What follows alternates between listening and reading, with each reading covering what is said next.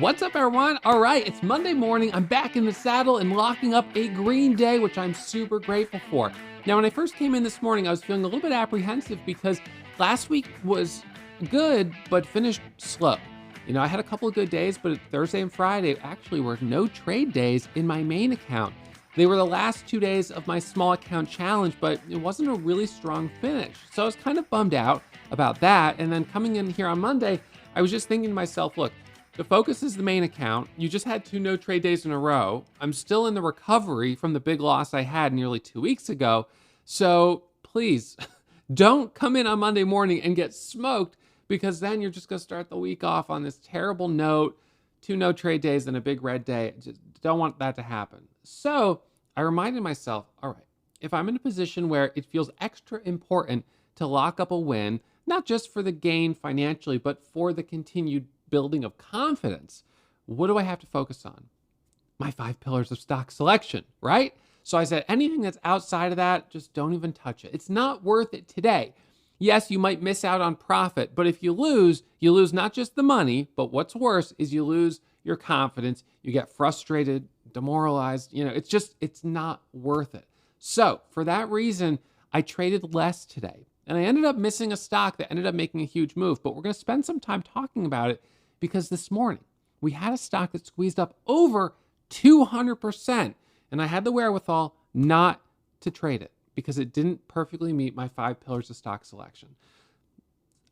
On the one hand, there's some FOMO and regret, but on the other hand, I'm glad that I stick with my guns and said, no, I'm not going to trade it because, in fact, I think I could have ended up having a big loss on it, which wouldn't have been fun. So we've got a lot to cover today. I've got some live archives that I want to share with you. And for those of you guys that have already left a compliment for my sweater in the comments down below, I want to thank you. I am trying out. There's going to be a remake of the Tiger King, which many of us loved. I'm going to be trying out as a tiger. So I think I've got a good chance at it with this shirt. And, I put my hair down. I'm all in. So, all right. So I'm excited. I'm feeling good. And let's go ahead and start breaking down the trades from today. Okay, so let's start with GSIT. So GSIT ends up squeezing up over 200%.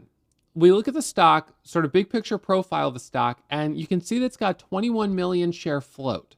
So the float is outside my 5 pillar criteria. Now, my cutoff is 20 million, 21 million. Does it really matter? No, not really. But to be honest, even if the float was 17, I probably still wouldn't have traded it. Why? Because when I pulled up to level 2, I saw this green E, which means the stock is easy to borrow. And so what I typically find is that the first and second pullback on a stock that's easy to borrow don't play out very well. So what does that first and second pullback look like? We see the stock squeezing up. Let's get into the 10-second chart, and I'll show you right here. We see the stock starting to squeeze up as we did right here. It sort of pops, pulls back, pops, pulls back, pops and pulls back, pops up here, and I saw it at 670. And it kind of pushed a little bit higher, but typically what I expect on an easy to borrow stock is that up in these areas right here, we just reject. Now we did have a little bit of a bigger rejection here back down, and another bigger one right here back down, and another double top right here that rejected back down. And so I was honestly surprised at the open when it opened and immediately halted going up. So the reason I tend to find easy to borrow stocks to be a little bit more difficult is because when they're first squeezing up, you have all of these short sellers who look at it and they think, this is a stock that I don't have to pay to reserve shares on. Now, this is going to come into play later. This is actually really significant. Okay, so remember, easy to borrow. If a stock is easy to borrow, you see that big green E right there, which on mine is E. Other brokers may show ETB somewhere in the level 2 window. But either one, ETB, easy to borrow, no borrowing fees. So that means you can short it for free. And that's great, because when you think about borrowing fees, if I look at a stock here, I'll just pull up Lightspeed. I'll just pull up shares of a different stock, for instance. So what was another one? So GNLN. We'll just look at GNLN. So GNLN, I'm going to click locate. And when I click locate, it'll tell me how much it costs to borrow the shares. So it searches their inventory. So right now, the cost is 0.005, 0.0072, 0.008. So 0.005 would be $50 for 10,000 shares. Is that a lot? No, not really in this case, but some of them can be substantially higher. I can't really think of one off the top of my head that might be especially high. SBET maybe, I don't know. No, see that one they won't even give you shares of. Anyways, doesn't matter. We from time to time we'll see stocks that are really expensive. AZTR. So a lot of these they're just saying no, we can't even get you the shares, even if you wanted it, which is very common. So when a stock is easy to borrow, not only do you know that you can get the shares, but even better, the shares are free. Okay, so free is going to be very interesting to a short seller. Now, imagine for me that I've got my 5 pillars of stock selection, right? I know the type of stock I want to trade. I see this setup and then I can't buy it. Imagine that in order to buy shares, you had to reserve them ahead of time.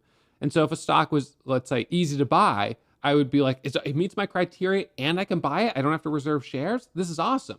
So you can see why a stock that's easy to borrow for a short seller is going to be more popular. So more people will be shorting it. If more people are shorting it, as soon as it pops up, then you're more likely to see that the pops don't extend very high. What ends up happening is it pops up a little bit, but you have more supply. The short sellers are selling into the market and they're creating supply. So as they create the supply, the price is held up and you need even more demand for it to push higher. And so ultimately, when I'm doing kind of my calculation on a stock of, we'll just do, let's see. So demand here on this side and then supply. Oops. So supply is created by the float, the number of shares available to trade. But easy to borrow can essentially increase the supply intraday because more people are selling. And demand is created, well, typically with a catalyst such as news, and then it takes the form of volume, relative volume, which then creates the big move. So ultimately, whenever we were looking at a stock that's making a big move, in this case, let's just look at the dynamics of this particular stock, GSIT. So GSIT is a 21 million share float. It's currently up 200%. We're just going to round it. And it's got 38 million shares of volume. So these are the current dynamics of the stock. Now it's also easy to borrow. So let's just imagine, for instance, that we had the same 38 million shares of volume, but instead of a 21 million share float, let's just imagine the float was 10.5 million shares. Half the float with the same amount of demand. Half the supply, same amount of demand, plus 400% is what I would expect, all things being the same. What if it was even lower, right? What if it was, 10 or 5 million share float? Then all of a sudden we're talking about 800%. Or we go even lower, we're talking about 2.5 million share float, or we're talking about 1.25 million share float, or a 600K share float, right? So 1,600, 3,200, and then 6,400%. I mean, we don't know, of course, it's speculating, but this is what the math would tell us based on supply and demand. So the fact that we were coming to the table already with a 21 million share float at the beginning of the day on a stock that's also easy to borrow, that held things back for me. So it hits the scanner, and when it first hits the scanner, I was sitting here watching it. It hits the scanner at, can't remember what time it was now, 9 a.m. So it pops up at 9 a.m. And when it hits the scanner, I click on it, I pull up the ticker. So the workflow generally, for those of you guys tuning in perhaps for the first time, I'm using these charts and scanners in the news feed in my trading. So I'm scrolling back here on my high of day momentum scanner to see back to when this first triggered an alert. So it was right up here, GSIT. So it hits the scanner here. I click on it, and there were a few alerts. The first one was at 9:06 and 25 seconds. So it hits my scanner, 28,000 shares of volume, and it's got a 21 million share float. And I see that and I'm like, well, I don't know. So I pull it up and I see the headline is Compute and Memory APU achieves GPU class AI performance at a fraction of the energy cost. Now I read that and I'm immediately thinking this is kind of a big deal. Of course, with the huge demand in AI services are powered by data centers, computers that have to do all this processing power. So these data centers are a huge drain on energy resources. They require so much energy to run. And so now I'm thinking a headline about how to achieve the same processing power with a fraction of the energy use, that could be a big deal. But then at the same time, I'm thinking to myself, is this just one of these headlines that a small cap company is putting out, but is not actually that meaningful? Of course, not being an expert in the field, it's really hard for me to know. So my assumption is that NVIDIA and all these other big firms are also trying to achieve improved energy efficiency and performance. I mean, there's no question about it. So then I'm kind of like, why would this small little company be the one that has the breakthrough? No, they could be. Maybe they've got a genius that works for them. But it seems like that's not the highest probability event. So combined with a higher float and the headline just me being a little uncertain about it, I say, nah, I'm just not sure. So it ends up popping up, dipping down, popping up, dipping down, popping up, dipping down. And then it surges here, rejects hard, surges up a little bit more, rejects hard again, back up again, and it keeps rejecting off of this kind of level here where you see all these topping tails. So as we go into the open, I had already locked up some profit on another stock, which I'll walk you through in a moment. So as we go into the open, I'm thinking, I'm interested to watch this, but I'm not a buyer. So it ends up breaking out right at the open, right to the pre-market high, which was about 820, halts up. Then it opens and squeezes up again to 880, and then it unwinds. It comes back down, and I'm thinking, yep, typical high volume selling here at the open, high volume selling. Then suddenly it rallies, and it halts back up right here. And as it rallied up, I kind of watched it right here. However, we had a little bit of a problem. So let me show you what that problem was. Let's see if I can pull up. I don't know if I was watching the level 2 at the time of this live trading archive. I probably wasn't. But nonetheless, we'll just pull this up for 1 second. I'm just going to fast forward here to approximately the open. So let's see, we got to jump forward. Okay. So GSIT pops up, it then dips down, pops up again. And as it comes back up right here, as we're rallying back up to $9, I notice on the level 2 that the halt level is right at $9. And I'm like, see, that's tricky. It's going to halt right at that double top. I don't usually like it when a stock halts at a double top. It's halting right into resistance. Now, for those of you guys not familiar with circuit breaker halts, this is a link. This is a page on Warrior Trading, a blog that I've written about how halts work. I also have a video right here on YouTube that you guys can watch. I'll put a link to it at the end of this episode. But so circuit breaker halts are a mechanism in the market that are designed to control volatility. And so what ends up happening is if this stock goes up more than 10% in less than 5 minutes, it will halt for a period of 5 minutes, a minimum of 5 minutes. The halt could be longer. So this ends up halting up at 9. And while it's halted, I'm like, well, I don't want to get in here because there's too much risk that I could ruin my day. Now you can see I'm up $11,000 on the day, and we'll go over that trade in a minute. It's a decent day, but my daily goal is 20,000. And I'm still trying to recover from my drawdown. So, I'm like, let's not do anything crazy here. Let's just be grateful. So anyways, so it halts, it then resumes, and then halts up a second time, this time at 1086. So basically it resumes, it dips for a moment, and then right here rallies up to 1050 and 1076. And I'm like, awesome. But I definitely am not chasing it now. So now there's no way I can get in it. If I wasn't comfortable at 905 or 920, I can't be comfortable up here. This is just not going to work. So we're halted again. We resume and we squeeze into yet another halt up to 12, micro pullback up to 13. It dips down, starts to seem like maybe 13 is the high.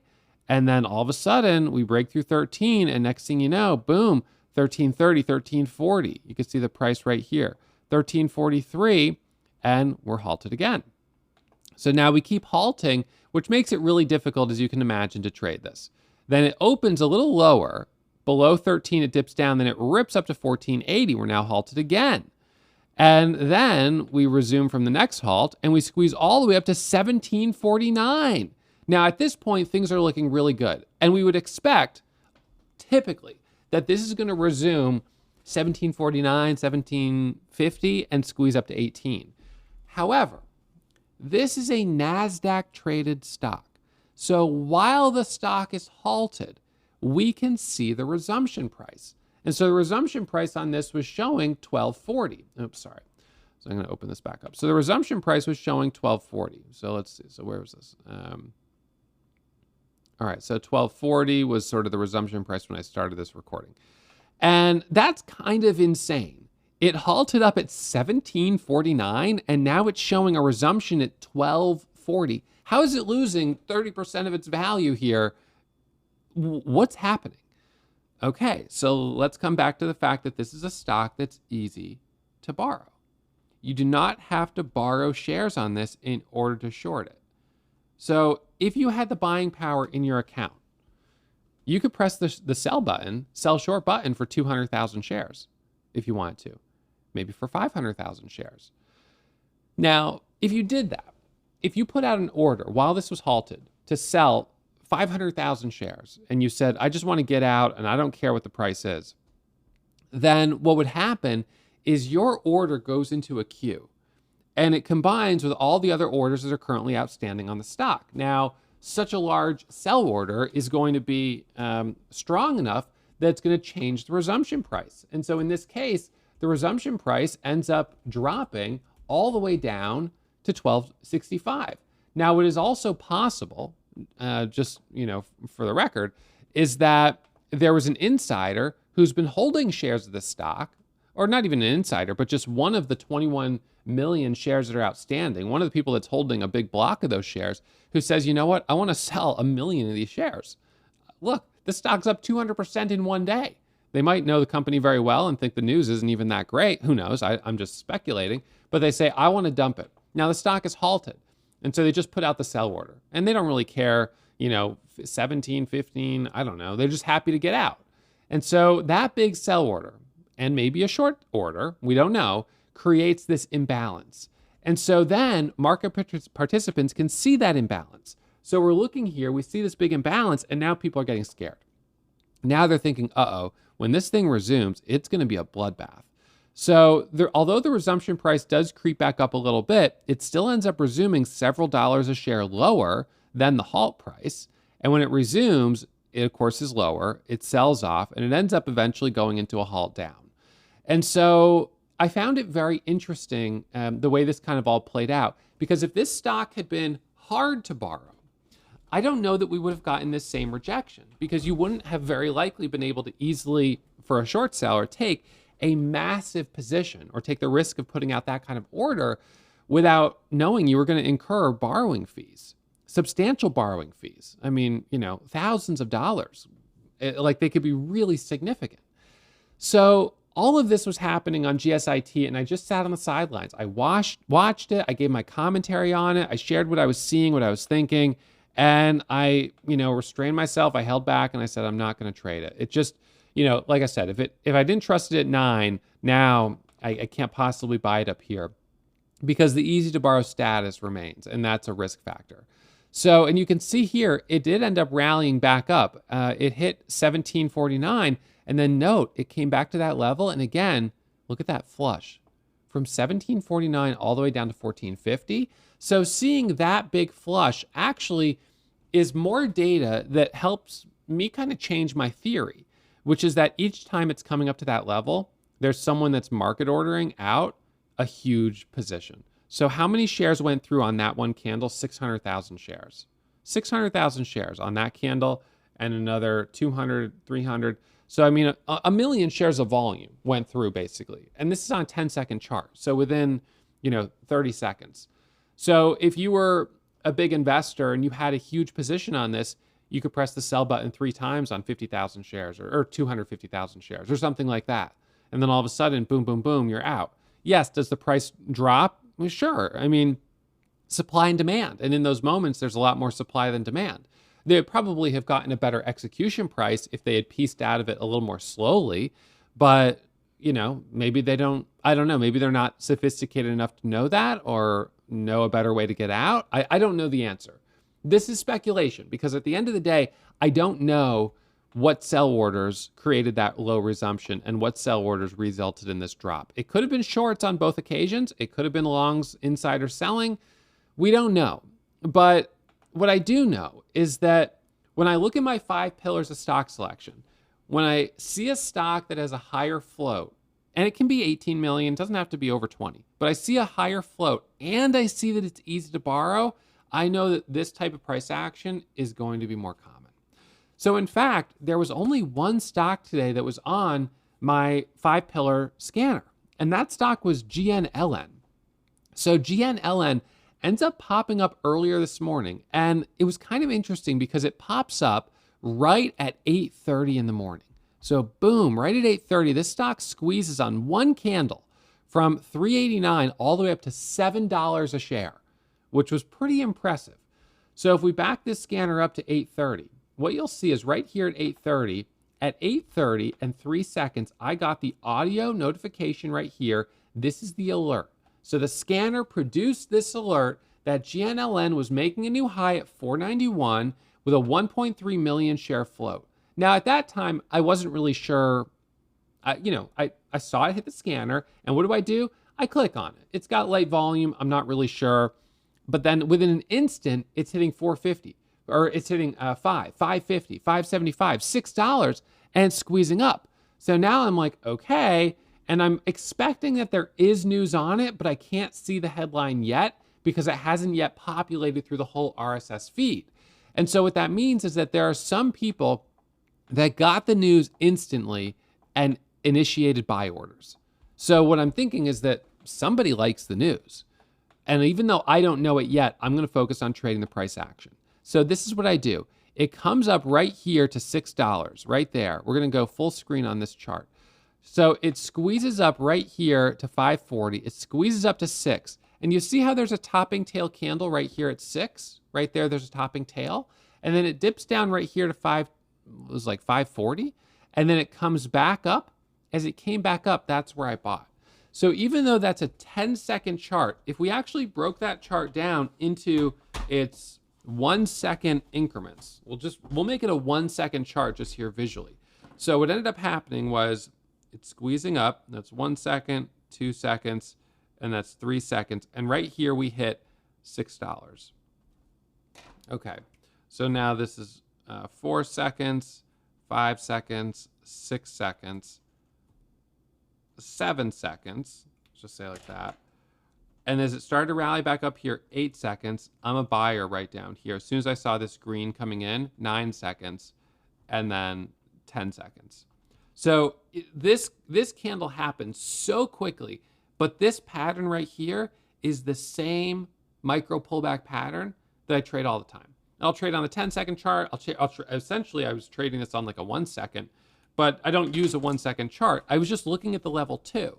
So it's worth noting that if you're spending all your time looking at the chart, that's going to be difficult because what you're going to end up looking at is these quotes right here. So GSI. Well, anyway, so I'll get to that in a second.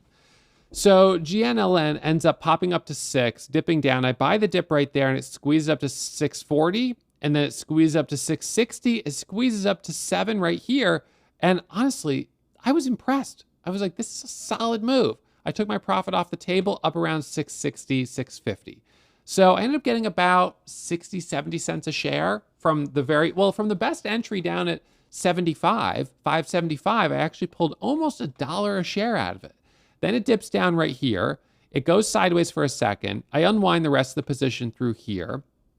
It pulls back, and down here I end up buying a dip. I got a little dip trade on it. It bottoms out below 5, as you can see, down to 498. Comes back up here again, and I got a little dip, which was nice. Now it ends up rallying all the way back up to 620, and then it kind of starts to unwind. And then sure enough, 9 a.m., we get GSIT that starts to pop up. And as GSIT came more and more into focus, the attention shifted. Interestingly, though, GNLN, in spite of this headline, is down 10% today. Now, once I saw the headline and read it, I was like, ooh, I don't know if this is going to work. It's a private placement catalyst. So that also made me a little cautious. It wasn't backed by a big name or anything like that. So I was trading this news headline before I actually read the headline, just based on the price action. So now we switch over to GSIT. This one, you can see this big rejection candle right there, then halted down. So if you're trading just off the chart, you would just be looking at these prices right here. And we actually had someone today who was trading, and they said, I was looking at my P&L, and my P&L said plus whatever it was, and then I just pressed the sell button, and all of a sudden the P&L was only like, it was a lot lower. And I said, well, were you looking at the level 2? And they said, no, I was just looking at the chart. And I was like, well, that's your problem. See, you could see 1447 right here, but let's look at what the level 2 is showing. What's the level 2 showing on GSIT? So all of a sudden it's showing 419, 1419, 1421. This has got a big spread between the bid and the offer. So if you're just trading off the chart, what you're seeing is the last price. You may not be able to get executed at the last price, and you won't if you do a market order. You'll execute at probably the worst possible price. So knowing about order types is going to be really important. By the way, for those of you guys that want to learn more about the way I trade, about circuit breaker halts, about using charts, about using and reading level 2, check out the 2-week trial here at Warrior Trading. During the 2-week trial, you're watching over my shoulder, and you're going to have access to our platform right here so you can really start testing things out. I'll put a link in the top of the comments to the 2-week trial. I'll also put a link to the circuit breaker halts for those of you guys that want to learn more. And I want to thank you as always for tuning into this episode. Please remember, trading is risky. My results aren't typical, so manage your risk, take it slow. And I'm going to lock it up today with $11,000 in profit. Ooh, where's the P&L? There it is, right there. $11,013.92. That's a solid green day. I'll live to trade another day. I'll be back at it tomorrow at 7 a.m. All right, I'll see you then.